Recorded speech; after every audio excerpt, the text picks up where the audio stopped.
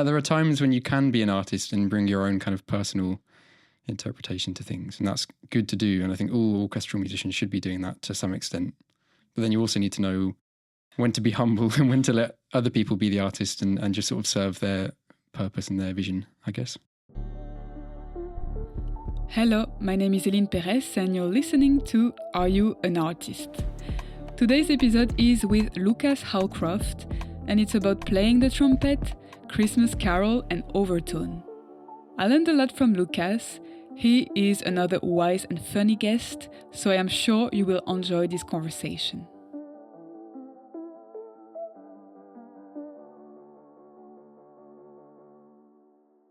Oh God, I'm trying to think if I remember any songs.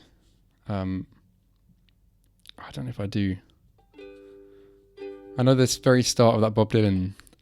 Our conversation was short but sweet.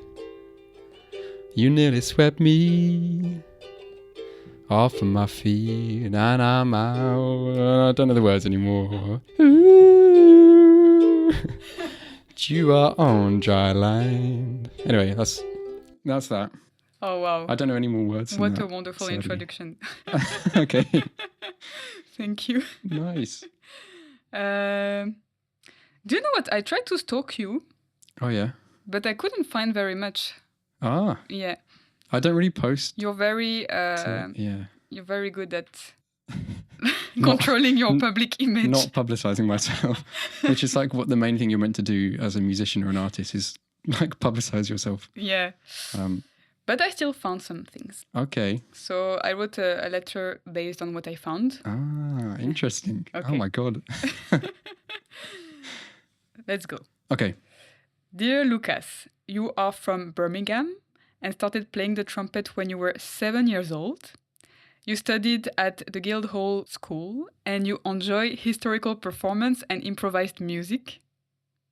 You are also part of Heron Brass, a chamber music ensemble. This is going to be an interesting episode because I don't know anything about the trumpet, but I trust you. You are one of the kindest men I met at work, also very funny and bright. So this is your chance to shine. Oh. Let's start with the first question. Lucas, are you an artist? I don't know. I think so. But it's difficult. I think being a musician is different to being like a typical artist. I think you can be an artist as a musician. A lot of musicians are artists, but then also as an orchestral musician, which is what I mainly do, sometimes you're more like a worker, like an artisan, more than an artist, I guess. Yeah. I think there is like an element of being an artist as a kind of orchestral player, or even as a jazz musician, I suppose, or any musician where you're playing the music of other people. Yeah. You are playing exactly that, other people's music. Yeah. They're the people who've written it. And that's the kind of art side, you might argue. But then I think there is an element of being an artist in the way that you interpret it and play it. I don't know. I think yes and no. So yeah, there are times when you can be an artist and bring your own kind of personal interpretation to things, and that's good to do. And I think all orchestral musicians should be doing that to some extent. But then you also need to know when to be humble and when to let other people be the artist and just sort of serve their purpose and their vision, I guess. Yeah. Do you remember why you chose the trumpet so young? Yes, I do. So I grew up in Birmingham. Mm-hmm. When I was a kid, Birmingham Music Service was really well run and well funded. So all the kids at school got sent a letter saying, "Dear parents, your child can learn an instrument through the music service if they want." That's really cool. Yeah, and you had to put your top 5 choices of instrument down. So I think I put piano first, partly because I did this with my mum as well. You know, when you're 7, it's hard to do it all by yourself. Yeah. We put piano first because we thought that'd be good. And then I put trumpet just because it was like shiny and loud and cool looking. And then I put clarinet third because my mum wanted me to play the clarinet, I think. And I don't remember what the other 2 were. So I did a piano lesson first. I didn't get because I put piano top. That's what I did. Yeah. I did one piano lesson and I went in and there was this sort of slightly snooty old man. And there were like 6 or 7 other kids in the room. I don't know, maybe I'm misremembering, but there were like lots of kids in the room. And we were all gathered round his chair while he was sat at the piano. And he was showing us where middle C on the piano is. So it's like one of the kind of the middle note on the piano. He was just showing us where that was. And I was really little, like small. And I was stood behind his chair and I couldn't see what he was doing. So I put my hand on the back of his chair to kind of look over and see what he was doing. And he turned around and he said, I mean, maybe I've made this up over the years, but that's in really my cool. in my memory, he turned around and said, "Get your filthy hands off my jacket." And I was like, "Oh, that's not very nice." Wow. I left immediately. Well, that's a good teacher for kids. Yeah, super nice teacher, super kind, Wonderful. very encouraging. So then you were like, okay, I'm gonna do trumpet now. And then I met a really good trumpet teacher. Ah, that's And crazy. He taught me till I was 18, so a long time. Oh, wow. Yeah. And how was it because it's so much to learn, I guess, also with the music theory and... Do you know, I don't think I have no one has like one answer. Everyone's got their own personal way of coming to what they're doing, I suppose. Yeah. Like on one hand, you have to enjoy doing it. Mm-hmm. I didn't think I was going to be a musician or a trumpet player until I was probably 18. Oh, wow, okay. Always thought I was going to go to university and do something. I was going to do physics at university or maths or something. And I always thought music would just be like a fun hobby. And actually, I didn't want it to be a job because I wanted it to be fun still. Yeah. But then I think you get to a certain point where you start to think, actually, I'm not terrible at this. Mm-hmm. And I do really enjoy it. And who's to say that if I did it as a job, I wouldn't still enjoy it? Mm-hmm. So I guess that's in terms of how do you keep going through it. Yeah. As long as you enjoy it and you have kind of good supportive teachers and your parents are encouraging but maybe not pushing you to do it or forcing you to do it, it's always coming from you. Mm-hmm. It was always fun for me. I always liked doing it. And then I suppose that ties in with the how do you learn everything and all the theory and the how to play and all that. I think because it's fun, you want to keep doing it. You don't really think you're learning. You just want to know more, I guess. You just want to know more. And there's so much to know. I remember being told this at music college, and it's something you don't really think about, but I think it is true. You know, people talk a lot about professions that take years and years of study, like being a doctor famously, years and years at university and placements before you can, and then being a junior doctor before you can become a doctor, or architecture takes years and years to learn, or all these kind of professions that you study years for. And then you sort of think of music as being a thing that either you don't study for, or maybe you do go to music college and you do 4 years and then you carry on, or do 6 years maybe. So that's still quite a long time, but maybe not as long as other things. But then actually when you think about it, it's much more than that. You've been learning since you were, in my case, 7. Yeah. So by the time I got to music college aged 19, I'd been learning music for 12 years already. And I guess, you learn through teachers, the kind of performance side. And then not everyone does, but I did study music theory for a couple of years. In the UK, to do certain grades, you have to have done music theory to carry on after a certain point. And you get forced to do it in the first couple of years at music college too, which most people moan about, but I always quite enjoyed. I don't know. It's just like cool to learn more stuff, I suppose. Yeah. You must know so much now. Oh, God, I know everything. And so do you learn to play other instruments? Or do you have to learn a bit of that when you're like learning an instrument in a way? No, not anymore. A lot of people do, I suppose. It used to be the case that to get into music college, you had to also do a piano audition. Oh. I think. So you'd audition on your main instrument and then you'd have to do a sort of, you wouldn't have to be great at the piano, but you'd have to play to say, I think, grade 5 standard or something like that. Okay. So that's not a thing anymore. Okay. But a lot of people do still learn the piano. I played the drums when I was a kid. Which is good. So when I was sort of 9 or 10. Rhythm, I guess. Yeah. My parents got fed up with me tapping on the kitchen table at dinner time. So I went and learned drums with a friend. Yeah, you don't have to, but a lot of people do. And I think once you're a musician, even if you have one kind of main instrument, it's sort of easier to transfer the musical skills you have over to other things. Yeah. You might not have the technical ability, but you'll have the kind of sense for how it should be. Mm-hmm. And basically, to play the trumpet, how does it work? Oh, okay. Okay. You have to breathe.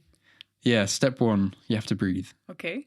I spent Saturday morning teaching kids how to play the trumpet. Well, fantastic. So I can pretend that you're one of these kids. Great. Okay, in simple forms, you have to breathe and blow, but you don't just blow air through. That's the kind of first thing that a lot of people assume is you're just blowing air and that's it. you're blowing like a kind of weird raspberry sound. Oh. We call it buzzing our lips. So it's like making a really nice, refined raspberry. Can you do it? Yeah? I'll try not to do it because I'll spit all over the mic if I do it. Okay.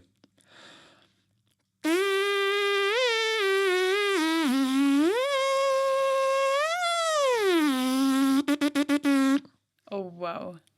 Yeah. It's a bit weird. It sounds a bit weird. Yeah. Doesn't sound like a trumpet particularly. But I see that you're doing something with your mouth that looks like what people do Yeah. when they play. So. It's also not, some people think you have to sing while you're doing it. So a couple of these very sweet kids at this kind of morning workshop we were doing, I would sort of demonstrate that as a thing that you have to do.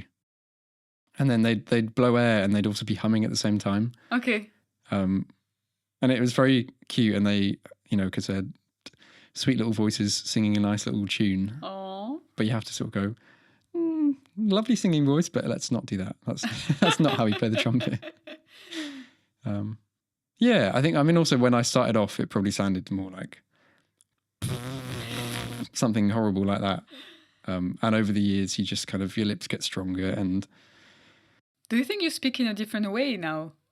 Oh my God, I don't know. There's no possible way for me to to know. Because that's so interesting because you work with the breath, like you work with the lips. Yeah. So yeah. Maybe you speak better. Maybe I do.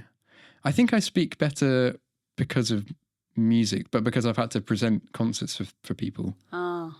Or because I've had to teach kids or, deliver workshops and that kind of thing.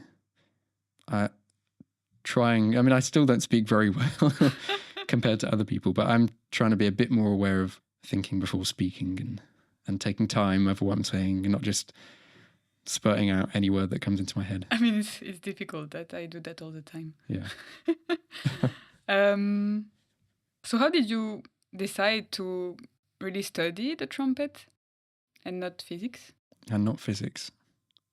Well, yeah, so when I was in my last year of sixth form, I was still playing trumpet a lot, and I think the year before I joined the National Youth Orchestra of Great Britain.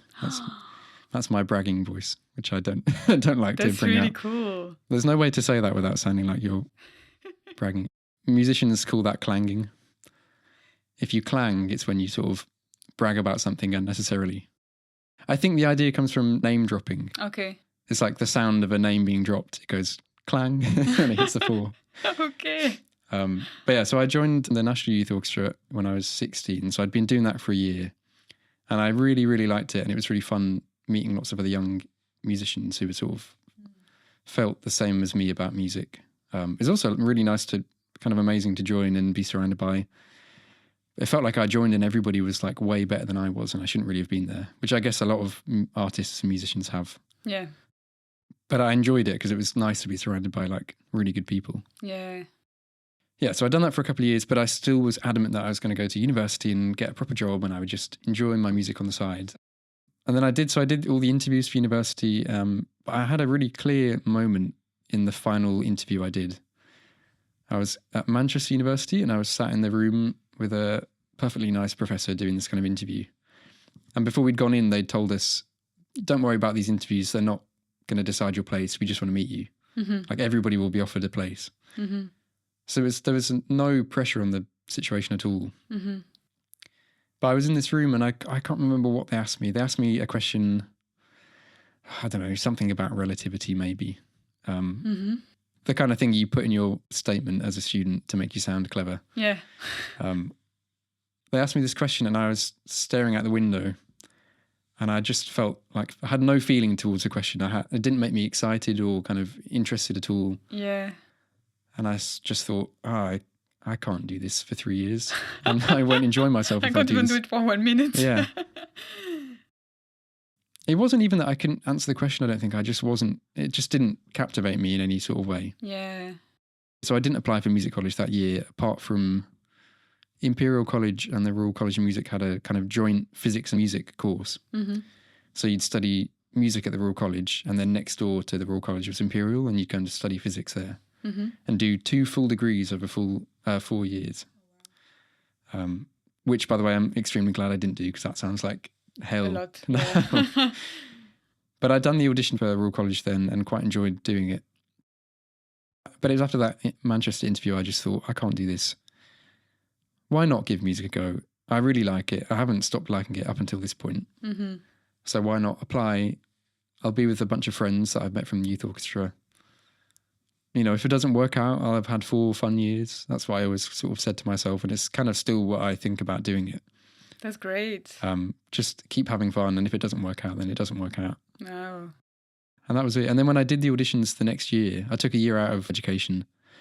I did some kind of volunteer teaching with the music service that I'd, you know, with my old teacher. Mm-hmm. I worked a normal job at PC World for a little bit. I practiced the trumpet a lot and I had a nice time at home and did some volunteering stuff. And then came back and did these auditions and really enjoyed doing them and meeting people. Mm. Yeah, and then I never regretted it really. That's great. Yeah. Wow. I do hate the trumpet sometimes, don't get me wrong. But I don't regret going to college. And so Heron Brass, Yeah. you met during your, like, while studying, right? Yeah. When you're at music college, you have to form chamber ensembles, like small scale ensembles. Okay. That's part of your degree, is you do an exam as a chamber group. Yeah. So it's not at all about how well you play personally, it's about how well you as a group work together. Because I guess it's quite different playing on your own and playing with people, and you have to pay attention Yeah. to others, and you have to always be listening to each other. yeah. It's a kind of, you're sort of, I mean, a bit like being an actor, I suppose, and working in a cast of other actors. Mm. You're aware of people playing a certain part. And while you kind of, you know how that part is meant to go, you're also aware that little things might be done differently from performance to performance. Yeah. And so you have to listen and kind of respond to those things Yeah. immediately in the moment. But then also that thing, I suppose, I was saying at the start, I don't know if I'm an artist or not. When you're in a chamber group, especially this group is just a quintet, so 5 brass players. So there aren't many of us, but we each have ideas. Sometimes you might suggest an idea and you're really kind of confident in that idea. And you think, yeah, I really think we should do this. And you stick with it. And you say, come on, guys, let's just give this a go and see how we feel. And then everyone goes, oh, actually, yeah, we like that. That's good. In that moment, then I guess you are the artist. You've put forward an idea. Yeah. That led to some creation of something. Yeah, exactly. It might just be like, how about we try playing twice as quietly here? Or how about we try this bit a bit faster? Or, you know, not a big thing, but you're still putting yourself out there a little bit. Yeah. And then other times someone else will say something and you might think, I don't know. I'm not so sure about that. But you don't say that because you're working as a team. You think, yeah, let's do it and try it. Mm. And if you try it and it's kind of fun and it works, that's really good. And I think as long as the general consensus in the group is that people like what we're doing, it doesn't matter whether that's my idea or someone else's idea. So it was quite equal, the relationship that you had that you still have, because it's still going on, right? Yeah. Okay. And yeah, and it kind of, well, it has to be, I guess. There are always moments when, because again, there are 5 of us and people turn up and are in different moods depending on the day. Mm. We might meet up for a rehearsal and then one person's not really feeling like saying very much. Mm-hmm. But they're still going to be there and put their effort into playing and responding to what you say. Yeah. And that's fine. And then also there are days when you turn up and think, oh, I don't really have the energy to suggest very much, but I will facilitate other people as well as I can. Mm-hmm. Yeah, it's fun. It's really fun. It's playing with friends as well. And have you played like for crazy things? Like, have you done like a performance that you're like, wow, I never thought I would be there? Or... Yeah, I mean, I guess, yeah. Like with this particular group, the last few years, we did this thing called Carols on Colombia Road. Mm-hmm. So every year, it started like over 10 years ago.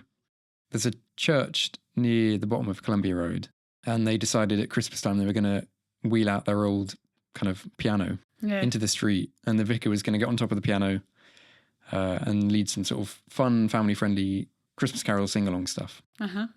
And then that grew and grew and grew each year. And then a couple of years ago, they contacted us to say, hey, we've got this thing. It's become a bit too big for just the piano to be heard. So we love a brass group to come and play.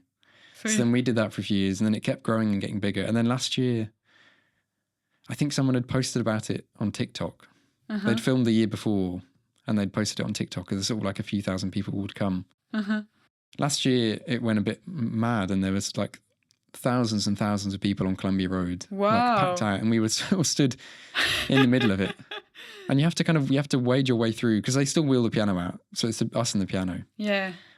You're like walking through this enormous crowd of people with a piano, and as you're walking through, people are going, "Yeah, oh, look, what a cool saxophone that guy's got," and you're like, "It's a trumpet, but that's cool." Hey. People are like cheering and patting you on the back. It's like you're walking out into some sort of That's really sporting cool. event, or kind of Are you going to do this year? into battle. Well, the thing is, last year it got too big Okay. for its own good. You're too popular. Yeah, we're too popular, too good. Did you feel like a pop star or something? Yeah, for a minute it is. I mean, it is like that. Obviously, as soon as it's over, no one cares who you are, and that's kind of lovely as well, in a way. You don't get any of the downside of being a famous pop star, I guess. Yeah. Yeah, it was just too crowded last year. It wasn't really safe for people anymore. Yeah. And obviously, it's a thing run by sweet people who work for the local church. Yeah. They didn't really expect it to be like this, and they weren't prepared for it to be as big as it was. So overwhelming, I guess. Yeah. I don't know. I hope they do it again. If they do it again, they'll have to Yeah. Let think us know. carefully about organising it. Let us know as well, because we will be there. Oh, yeah. Oh, of course, yeah. Going back to the letter, what is historical performance? Ah. No. Oh. Historical performance is, well, it's kind of what it sounds like, really. So it's playing music of the History? past, of history. It tends to be music pre sort of 1920, before, because I think after this sort of early 20th century, orchestral instruments haven't really changed that much. Okay. Most trumpets look vaguely the same as they did then. Of course, because they would change Yeah. before. It's stupid, but I never think No, about of course, that. yeah. So, Yeah, so I mean, brass instruments and wind instruments especially have changed a lot in the last few hundred years. It's only been really the last 100 years that we've had a sort of crazy. kind of set in stone wind and brass. Do you know when was thing. the first trumpet? Oh, gosh. Oh, well, that's a difficult question, Sorry. because it depends what you mean how you define a trumpet. I'm sure some caveman back in the day probably Had picked up something like, a weird like animal horn. yeah. And it is maybe an old animal horn that he just found out and about. And it had the end of it was chipped off so that it was sort of hollow. And then he thought, so I don't know, I'm saying he, that's very, very gendered of me. They thought, what if I blow into this horn? What will happen? And they did that, and then it made a really cool sound. And they thought, wow, I'm going to do this more. So in that sense, you could call that a trumpet. Yeah. Any sort of like conical thing that you blow into to make a sound. Yeah. Or a horn, I guess. I mean, that's where the word horn comes from, I suppose. And then there are all kinds of trumpet-like or horn-like instruments that have been created by lots of different cultures around the world over time. Like kind of North African people with various quite shrill horns, people in Europe, people in Switzerland, whatever, like anywhere, the Vikings had trumpet-like things, the Celts had trumpet-like things. Yeah. The Celts had this crazy thing called the carnyx, which was like some sort of mad, intricate boar's head, like the head of a kind of wild pig on a long pipe. And they blew into it, and the tongue would sort of flap around while they played it, and it would make this horrible, horrible sound. And supposedly they used that to kind of frighten the living daylights out of the Romans while they were trying I'm sure to. it was working. Yeah, but I don't know. So, the trumpet, in a kind of more recognisable way, has been around since sort of the 15 to 1600s. Okay. So we had like a Baroque trumpet, we'd call it these days, or the natural trumpet, which looks like a normal trumpet, but it's got no valves, there are no buttons to press down. It's just like a long pipe that you blow into. Okay. So it will make the same note. Kind of, yeah. Okay. Shall I get into the boring trumpet description, how it works? Let's go. I'll try and do it quickly. Okay. So there's a thing called the harmonic series. And that's just sort of the natural way that things vibrate. I'm going to do a really bad job of explaining this, but I'll try. That is fine, yeah. It's like the natural way things vibrate. So it's like if you take like a big length of pipe, you can do it with a hose pipe or whatever. Yeah. You can blow into it, and depending on the length, there'll be a note that comes out that feels like the natural note. Yeah, one note will kind of resonate really well in this length. Yeah. But then as well as that note, an octave higher than that note will also resonate really well. And then a fifth above that note will also resonate really well. And then another octave up will resonate. And so it kind of goes on and on. So you have these gaps in notes that start out really big and then get smaller and smaller the higher up they get. That's the harmonic series. It's a kind of naturally occurring thing. It's also how overtones work. So if you ever hear people doing like overtone singing. What's overtone singing? So if I sing a note like this, la, within that note, although you can't really hear them, there are these things called overtones. So you have the baseline note, la, which you can hear. And then, like I said before, there's an octave up, but really quietly, sort of adding into the general sound of the note will be the same note, but yeah, but an octave higher. So la, and then again a fifth up, la, la, la, la. Okay, that's as high as I can sing. But all those notes are present in that initial note. It's just they're quiet and they're not resonating as much as the bottom note. Wow. But if you took them away, the note would sound really weird. It wouldn't sound like a voice. It wouldn't sound like a normal note. It would sound like a kind of synthesizer or something. So those are overtones, and they're the I feel like I'm no, but you're good. But my brain is very warm now. But I think it's also like it takes me ages to understand something. So it feels crazy that for me, I never thought that one note, like you had other notes in, like like it's just So then people do this thing called overtone singing, and there's different ways of doing it. And again, it's like it comes from different cultures have different ways of doing it. Yeah. But it's just a way of singing in a way that you kind of alter your voice to highlight these other overtones. I'll see if I can do it on this microphone. Okay. I can't do it properly, but I can do something that might come up on the microphone. Okay. So if I go, oh, and then I shut my mouth as I'm doing it and go, oh,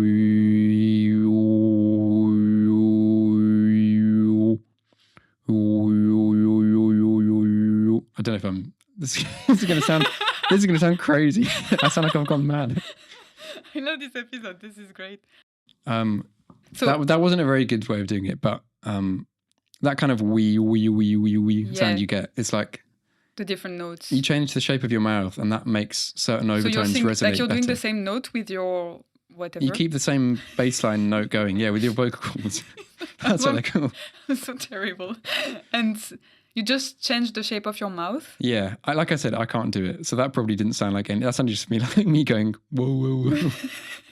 But people, if you look it up, people can do it really, really well. And it's amazing. They can sort of sing melodies using those overtone notes. Wow. But that's also how the natural trumpet works as well. Okay. The easiest way of saying it is just basically any length of pipe, you can blow into it and you'll get a certain set of notes. And you can't really play outside of that set of notes properly. Yeah.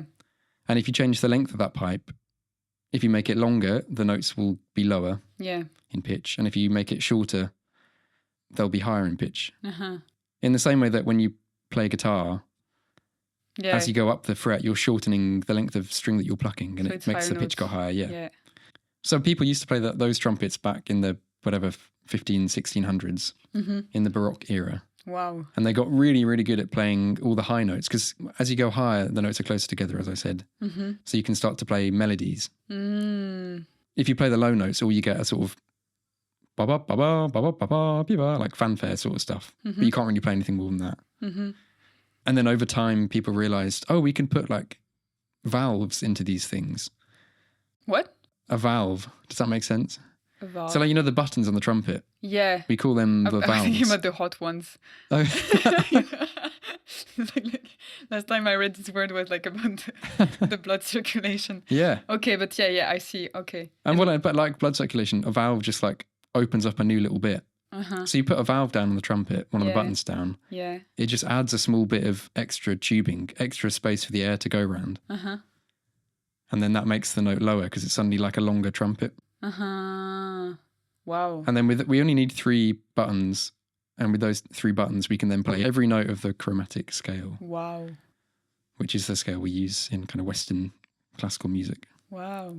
I feel like I've gone off That's great. Wildly off track. No, but that's great because I would never be able to do an episode like this without you. I think everyone stopped listening halfway through. If you're still there, rambling about congratulations. And you also like improvised music. Yeah. Do you like to do it on your own or with people or? Both, I guess. Yeah. There's something nice about improvising by yourself. I don't know. I do so much practice on this. You know, practicing pieces or practicing bits of orchestral pieces or whatever, or my scales or arpeggios and all the kind of boring technical things you have to do to keep yourself in shape. Mm-hmm. I enjoy that in its own way, but sometimes you just kind of want to get, because it's a mix of being an artist and an artisan, you want to get the sort of artist side out. You feel a bit pent up just doing boring stuff, basically. I'm being mean. I mean, I try and find the fun side in the boring bits as well. Yeah. I do also enjoy doing it. But yeah, well, I guess you just want to kind of release a bit of your own personality out sometimes. Yeah, I guess it's quite freeing as well after doing so much learning of like... Yeah. Yeah. To just play and not think too hard, just play. Yeah. Me and my flatmate and actually an old trumpet friend and colleague of mine a couple of years ago went to Venice to do a week in Venice doing a kind of improvised based music course. We did a lot of work on free improvisation and the different ways in which you can go about doing that. Yeah. Because free improvisation can mean just playing, but it can also be improvising within sort of boundaries. Yeah. Quite often having the boundaries is a good way to inspire you to do something new. But on that course, there was this amazing bass player called Joëlle Léandre. Mm-hmm. Is that good pronunciation? Yeah, very good. A legendary sort of bass player, especially in the kind of improvised music world. Yeah. And the thing she kept saying was, don't think, just play. Don't think, just play. So I think about that sometimes when I'm at the end of a week maybe and I just think, I just got to do something. Don't think, just play. Yeah. Put the trumpet on your face and let the notes come out. On your face. Yeah. And maybe it'll sound rubbish, but maybe it'll sound really nice. It doesn't matter. You just do it and then it's there and then it's gone. And then you feel better. That's nice. But yeah, it's also nice to do with other people. Because again, in the same way as playing composed music and responding to people and what they're doing, it's like that kind of response, but 10 times as much, you know. Yeah. You're really, really listening hard to what other people are doing and what ideas they might put out.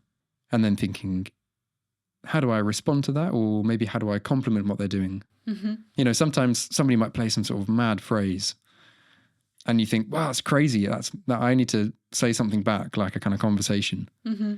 And maybe I'm going to say something in the same way that they've said it, or maybe I'm going to say something in a different way to how they've said it. And that's really good fun. But then also sometimes someone's doing something mad and you think, I'm just going to let them talk. Okay. I'm going to do something to kind of accompany them and compliment what they're saying, but it's their moment to speak, not mine. So nice. Sometimes you think, I hate what they're saying. I'm going to say something else and I'm not going to stop talking until they shut up. So I like that side of it as well. It does feel like it's a thing people say a lot, like having a musical conversation. Yeah. And you sound a bit pompous when you say it, but that is kind of exactly... Yeah, it looks like a conversation. What it is, yeah. Do you have inspirations? Oh, I don't know. I have all kinds of inspirations, I guess. Mm-hmm. I have various trumpet-specific inspirations. Mm-hmm. Do you want to drop a couple of names? I can drop some names if you want. But then, there's so many. I don't know. There are so many. I have classical trumpet inspirations. I think like trumpet soloists like Håkan Hardenberger is always he's the biggest name in terms of trumpet solo playing. Mm-hmm. There are a couple of the Scandinavian players one called Tine Helseth. Mm-hmm. Who's an amazing Swedish player, I think she is. Okay. I saw her when I was a kid and was sort of amazed by what she was doing. Wow. A guy called Edvard Antonsen. Mm-hmm. He was one that my old teacher in Birmingham used to play me a lot. Mm-hmm. I think he makes such a lovely sound. And then orchestral players, there's like Maurice Murphy's the kind of trumpet idol for most brass players, definitely in the UK, but also kind of around the world. Yeah. A very sort of unassuming man from up north. Yeah. He was the principal trumpet of the London Symphony Orchestra for a long, long time. Mm-hmm. If you've ever heard Star Wars, you've heard Maurice Murphy. And then people like I have the teachers that I had at Guildhall. Mm-hmm. I'm doing like an orchestral course this year with the London Philharmonic Orchestra. It's really nice because the trumpet players in that orchestra are my old teachers from Guildhall. Oh. 2 of my old teachers, and then also a friend who was in the same year as me at Guildhall. But it sounds a bit corny, but in a way they're also kind of inspirations and heroes of mine, people that I really respect how they play music and how they play the trumpet. Yeah. God, there are so many, and that's just classical and solo, and solo trumpet. And then there's all the jazz people that I love to listen to, and improvisation people I love. Peter Evans, he's a really mad improvising trumpet player. Mm-hmm. He plays the trumpet in a way that no one else I've ever heard plays the trumpet. In a way that kind of shouldn't physically be possible, but I don't know. I could keep going. There's so many. I haven't said any jazz players. Do you want to say one? I'll say one, which is a classic, but it's someone I've been listening to a lot recently, going back to and listening to, and he's just the best sound and the best feel is Roy Hargrove, which I think any trumpet player will know Roy Hargrove. Mm-hmm. But man, the feel when he plays the trumpet is just so cool. I think cool is the perfect word. Like, he just has that feel. You listen to it and go... He has some coolness in the blood. I don't know, you listen and you're like, yeah, man, that's that's it. Oh. Okay, before we destroy all the material, let's do the random questions. Okay. Do you like to go to the supermarket?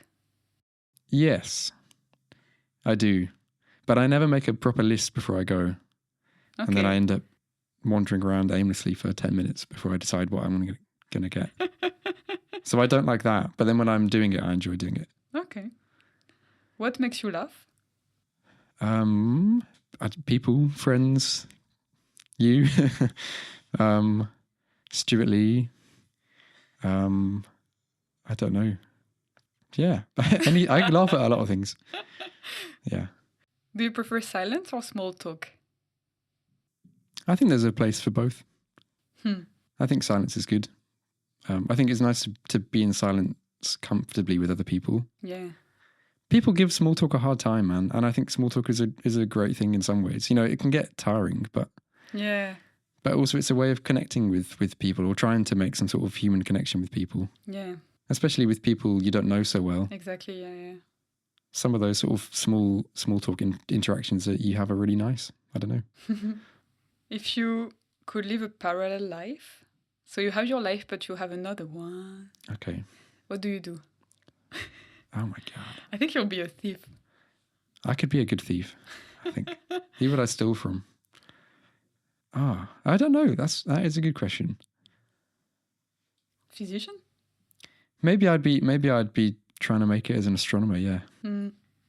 I'd be an amateur. I'd probably be an amateur astronomer. Mm-hmm. I'd steal from NASA. I'd be a really bitter astronomer who didn't make it in the big time. And then I go and steal from NASA to try and be the mean one. Set up my own space agency. If you could have dinner with anyone, alive or dead? Oh my gosh. Let's pick actually someone who's dead. Someone who's dead? Yeah. Let's do only dead people. Someone who is dead. I will say, just because I can't think of anything else at the moment, Pauline Oliveros. No, I take it back. Don Cherry. Okay. Don Cherry. Another trumpet player I really love and am inspired by. And did my dissertation on at Guildhall when I had to do that. Aww. He lived a very interesting life. Did a lot of travelling around the world. Met an enormous amount of people. Mm-hmm. I'm sure he'd have some good tales. He had kind of seemingly very kind of warm, open energy as well. Yeah, that's what I'd do. Cool. And if you have one day to live, what do you do? I would go back home and see my family, I think. Maybe I'd go for a walk down to Bilsley Common or Moseley Bog, which are 2 places in Birmingham near where my family live. Or maybe I get my dad to drive us out to the Lickey Hills and go and sit on top of a hill and look out at Birmingham. Nice. I just want to be with my family, probably. That'd be it. Cool. Yeah. Thank you so much, Lucas. Thanks, Aline. That's really nice. That was really cool.